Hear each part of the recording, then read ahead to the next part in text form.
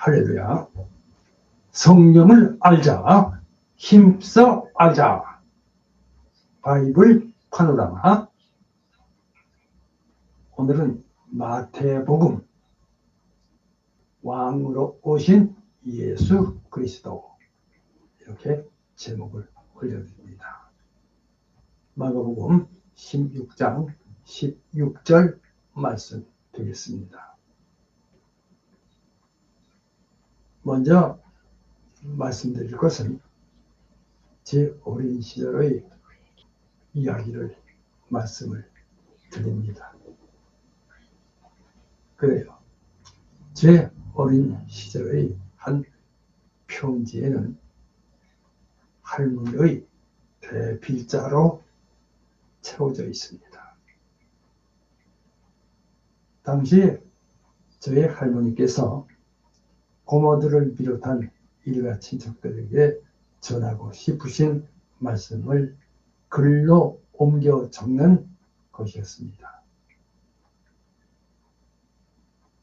저의 역할은 그저 단순한 속기가 아니라 할머니의 구술을 토시 하나 틀리지 않게 받아 쓰는 것이 그 말씀 속에 담긴 깊은 뜻과 진심을 포착하여 읽기 편한 문어체로 정갈하게 옮겨 적는 작업이었습니다. 일종의 정서 통역과 같았습니다. 편지가 완성되다 치면 할머니께서는 제가 직접 낭독하는 것을 들으시면서 그 내용을 꼼꼼히 확인하셨습니다. 혹여 빠진 내용은 없는지, 어조가 적절한지 살펴보신 후 보충과 보완을 지시하셨고, 최종적으로 만족하시면 비로소 승인해 주셨습니다. 이 모든 과정이 끝난 편지는 언제나 에미로부터라는 할머니의 서명이 결론을 맺었습니다. 물론 이 서명도 사실은 제가 썼습니다. 받은 분은 비록 글씨가 손주인 저의 글씨임을 알았지만 그 편지는 의심할 여지 없이 할머니의 진실한 마음이 담긴 친서로 받아들여졌습니다. 대필자인 저의 필체를 넘어 할머니의 목소리가 온전히 살아 숨쉬는 귀한 글로 이해되었던 것입니다. 특히 저의 막내 고모께서는 이 서신을 어머니의 분신처럼 귀하게 간직하셨습니다. 그래서 할머니가 그리울 때마다 주머니에서 꺼내 읽으시며 때로는 눈물을 훔치시고 때로는 환하게 웃으셨다는 이야기를 훗날 들었습니다. 그래요. 저의 고모에게 그 편지는 단순한 종이 뭉치가 아니라 시 공간을 초월하여 어머니의 온기와 사랑을 전하는 영원한 매개체였던 것입니다. 이렇게 이 경험은 훗날 저에게 있어서 성령의 진리를 깨닫게 하는 통로가 되었습니다. 그래요. 성경은 인간의 눈으로 볼 수도 만질 수도 귀로 들을 수도 없는 무한하신 하나님과 그분의 뜻을 유한한 인간이라는 필자의 언어와 역사를 통해 글로 표기한 하나님의 친서입니다.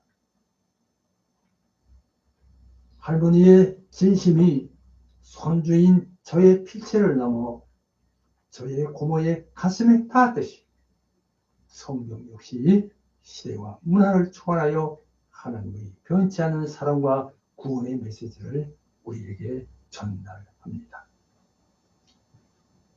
그 안에서 우리는 활자의 껍데기가 아닌 살아있는 감정과 의미를 통해 보이지 않는 하나님을 가장 현실적이고 감동적인 방법으로 만나게 됩니다.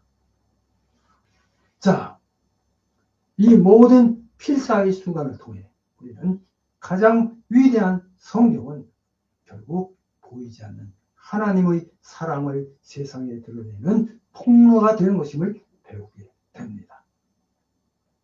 자, 마태복음 강해.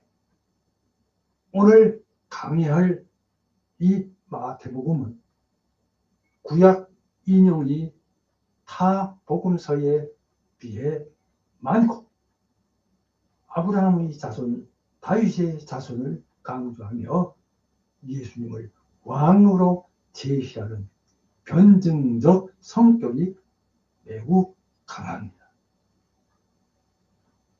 유대인으로서 기독교의 갈등 속에서 믿음을 견고히 하려는 목적에서 쓰여진 것으로 보입니다. 자, 유대인을 위해서 기록되었음에도 불구하고 결론은 모든 민족으로 지향합니다. 때문에 복음은 특정 민족이나 집단의 전유물이 아니며 모든 그리스도인은 복음을 전파하고 제자 삼는 선교적 사명을 가졌음을 일깨워주는 매우 중요한 책입니다. 따라서 오늘 마태복음 전체를 요약하여 강해합니다. 할렐루야. 자, 마태복음 왕으로 오신 예수 그리스도, 천국 복음과 하나님 나라의 가치 시작합니다. 자, 마태복음 16장 16절입니다. 제가 읽겠습니다.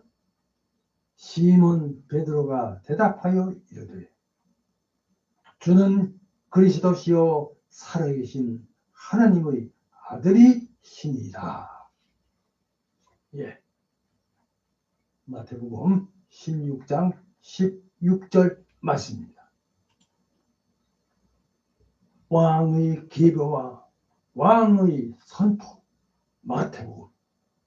그럼 시작합니다. 사랑하는 성도 여러분, 오늘 이 시간 신약 성경의 첫 번째 책인 마태복음을 우리 함께 살펴봅니다. 예, 마태복음은 세리 출신이었던 제자 마태가 기록한 복음서로 유대인 독자들을 염두에 두고 쓰여졌습니다. 그래서 이 책은 예수님께서 구약에 예언된 메시아, 곧 이스라엘의 왕이심을 강조합니다. 따라서 마태복음은 예수님의 족보를 아브라함과 다윗 왕으로부터 시작함으로써 예수님이 다윗 왕의 후손으로서 이스라엘의 왕권을 계승하신 분이심을 분명히 밝힙니다. 자, 이제 마태복음은 예수님께서 단순한 선지자이시거나 선생이 아니라 하나님의 아들이시며 동시에 왕이심을 증거합니다. 그래서 이 책은 예수님의 사역과 가르침을 통해 하나님의 나라의 복음이 무엇이며 그 나라의 백성들이 어떻게 살아야 하는지를 구체적으로 가르쳐 줍니다. 그래요. 이제 오늘 말씀을 통해 마태복음 속에 담긴 왕으로 오신 예수 그리스도의 복음을 발견하고 하나님의 나라의 가치를 삶으로 살아내는 은혜가 있으시기를 주님의 이름으로 축복합니다. 예, 세 부분으로 보는 왕의 탄생, 사역, 그리고 영광 시작합니다. 자, 마태복음은 그 내용에 따라서 크게 세 부분으로 나누어 살펴볼 수 있습니다. 자, 그럼 먼저 첫째로 1번입니다. 1. 왕의 탄생과 준비, 이렇게 제목을 올립니다. 왕의 권위와 선포, 마태복음 1장에서 4장까지. 여기 마태복음은 예수님의 족보를 제시하며 시작됩니다. 자, 마태복음 1장 1절입니다. 아브라함과 다윗의 자손 예수 그리스도의 기구라. 마태복음 1장 1절. 예, 이 선언은, 자, 예수님이 이스라엘의 역사 속에서 약속되었던 메시아이심을 증명합니다. 자, 동방박사들은 유대인의 왕으로 나신 아기 예수님께 경배하려 왔고, 헤롯 왕 자신 외에 다른 왕의 존재를 두려워하여 예수님을 죽이려 했습니다. 이처럼 예수님의 탄생은 처음부터 왕으로서의 권위를 드러냈습니다.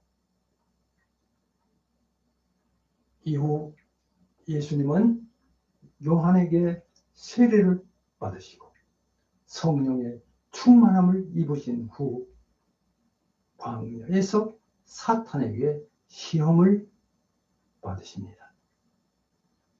자, 이때 사탄은 세상의 모든 권세와 영광을 주겠다고 유혹하지만 예수님은 오직 하나님의 말씀으로 사탄을 물리치셨습니다. 그래요. 이 시험은 예수님께서 세상의 권력에 타협하지 않고 오직 하나님 나라의 방식으로 통치하실 참된 왕이심을 보여줍니다. 할렐루야. 자, 예수님은 갈릴리에서 사역을 시작하시며 회개하라 천국이 가까이 왔느니라. 마태복음 4장 17절 말씀으로 선포하시며 하나님 나라의 복음을 본격적으로 전파하십니다. 그래요. 예수님의 탄생과 사역의 준비는 우리에게 예수님이 누구신지를 분명하게 확실하게 가르쳐 줍니다.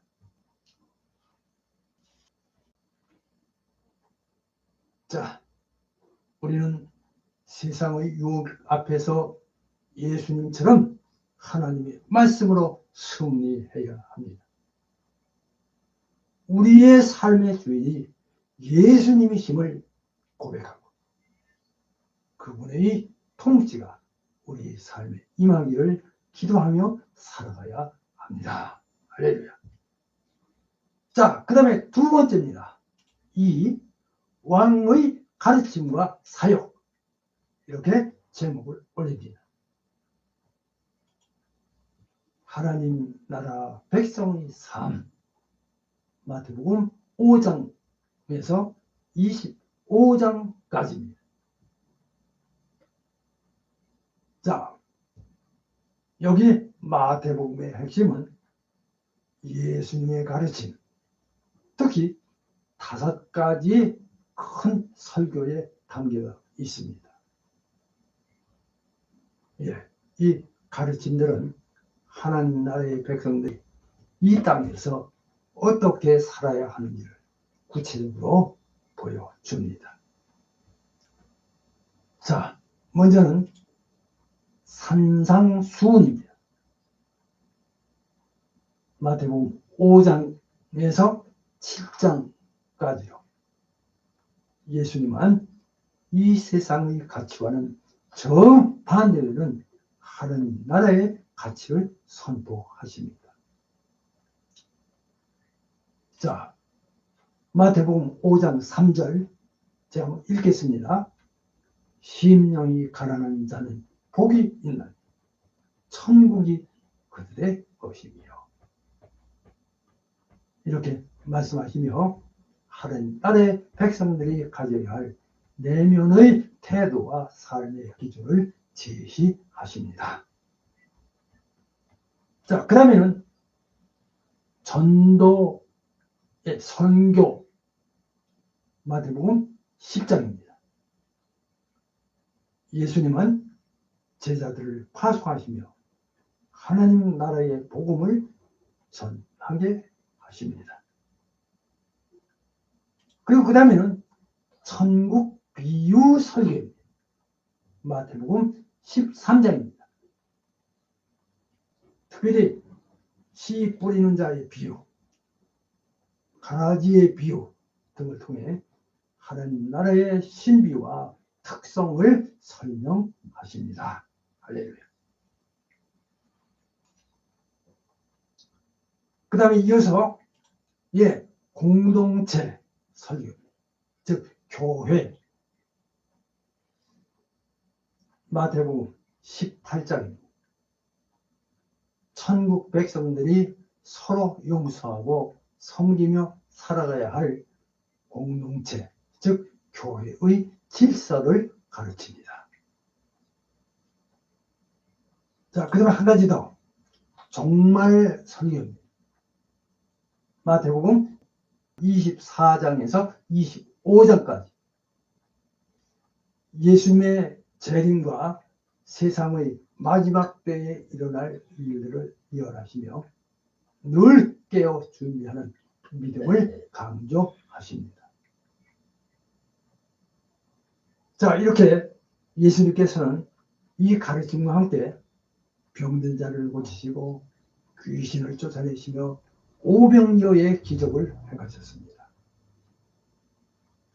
자, 이러한 기적들은 예수님께서 말씀하신 하나님 나라의 복음이 단지 언어에 그치는 것이 아니라 실제적인 능력으로 우리 삶에 임하고 있음을 보여주는 강력한 증거였습니다.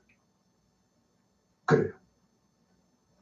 이 마태복음의 가르침은 우리에게 하나님 나라 백성의 정체성을 일깨워줍니다. 그래서 우리는 세상의 가치에 휩쓸리지 않고 산상수훈의 가르침처럼 겸손하고 온유한 공의를 행하는 삶을 살아야 합니다. 그래요. 우리의 삶의 모든 영역에서 예수님의 가르침을 실천함으로써 이 땅에 하나님 나라를 확장시켜야 합니다. 할렐루야. 자, 그 다음에 세 번째입니다. 3.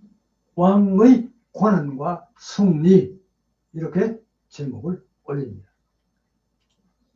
십자가와 부활의 영광, 마태복음 26장에서 28장까지.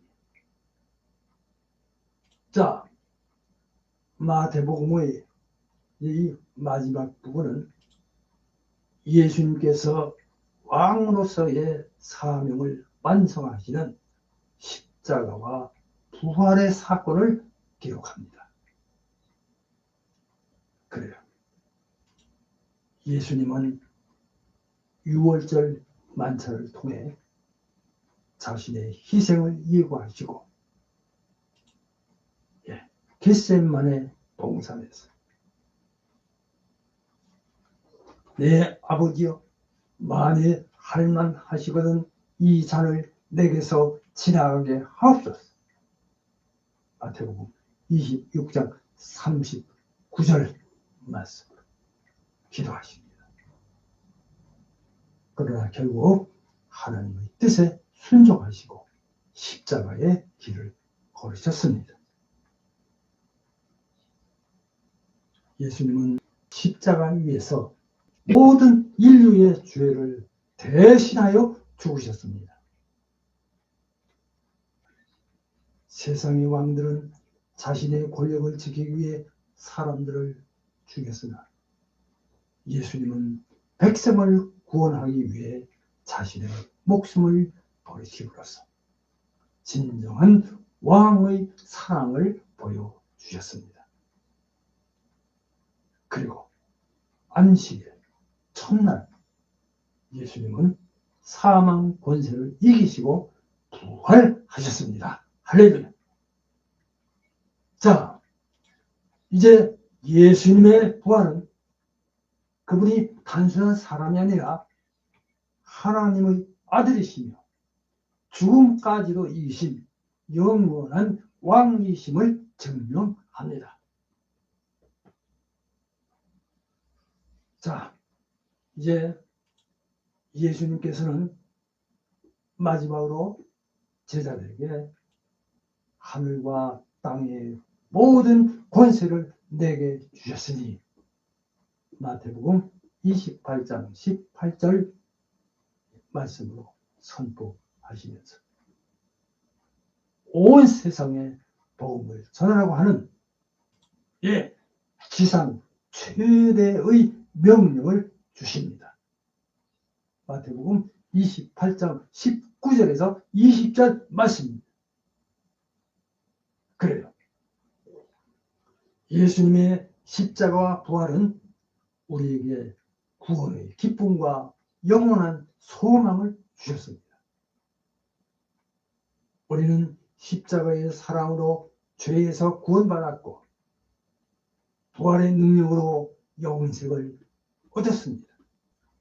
자, 우리는 이 놀라운 복음을 우리만의 것으로 간직하지 말고 예수님께서 명하신 지상 최대의 명령에 순종하여 온 세상에 이 복음을 전하는 사명을 감당해야 합니다.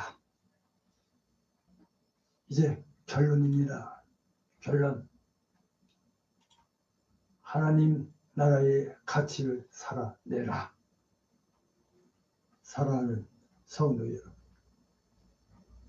이 마태복음은 이 왕으로 오신 예수 그리스도의 탄생부터 죽음, 그리고 부활과 재림에 대한 약속까지 하나님의 구원 역사를 드라마틱하게 보여주는 책입니다.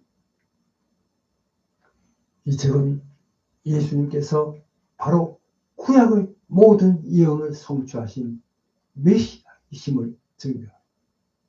우리에게 하나님 나라의 가치를 삶으로 살아내라고 격려하십니다. 이 마태복음의 핵심 메시지는 바로 예수님의 왕되심, 하나님 나라의 복음, 그리고 지상 대명령입니다.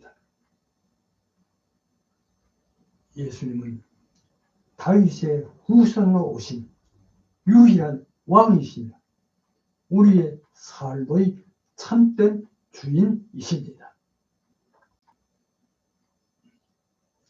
하나님 나라의 가치는 세상의 가치와는 전혀 다르고 오직 예수님의 가르침을 통해 온전히 깨달을 수 있습니다. 우리는 왕이신 예수님의 명령에 순종하여 온 세상에 복음을 전하는 사명자입니다. 오늘 우리는 마태복음의 교훈을 통해 우리의 삶이 예수님을 왕으로 모시고 그분의 말씀에 순종하며 하나님 나라의 가치를 실천하는 복된 삶이 되기를 소망해야 합니다. 자, 우리의 삶의 모든 영역에서 하나님 나라를 선포하고 확장하는 정의인들이 되시기를 우리 주 예수 그리스도의 이름으로 축복합니다. 할렐루야. 하나님 나라의 가치를 살아내라. 기도합니다.